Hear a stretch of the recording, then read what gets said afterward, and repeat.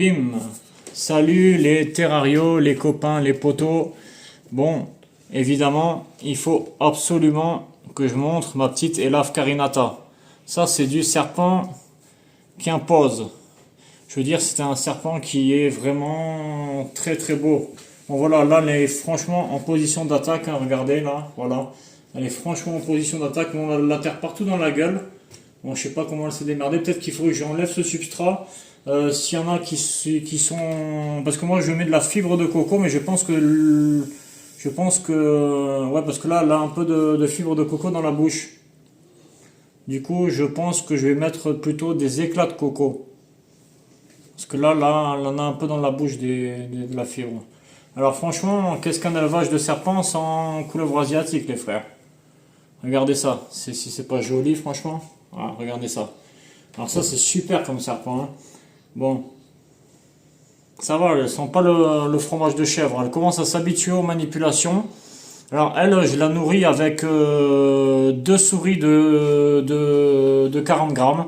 Donc ça fait 80 grammes par repas tous les 15 jours. Tous les 15 jours, je lui donne 80 grammes. Donc voilà. C'est un serpent, pour moi, franchement, il me fait pas de difficulté, je veux dire. Hein. Par contre, il veut pas manger à la pince, il mange que opposé.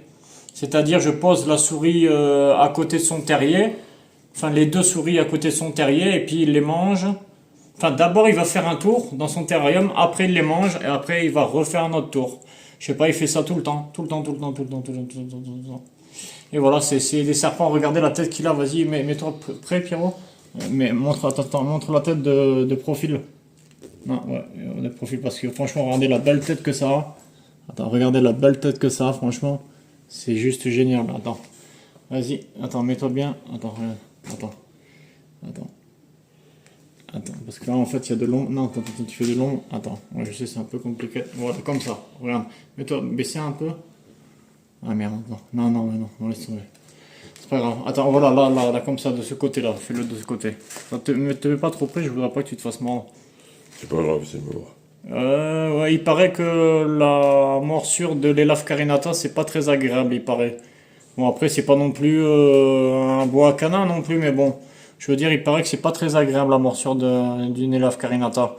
En tout cas, moi, elle me pose vraiment pas de problème. Hein. Elle est dans un terrarium d'1,20 m sur 60 sur 60. Et donc voilà, elle se balade bien, elle est en pleine forme, voilà. Bon là vous la voyez, elle est toute tendue, c'est dommage, hein, parce que quand elle est détendue, bon elle va peut-être se détendre au fil des 3 minutes. Maintenant je fais que des formats 3 minutes en fait en vidéo.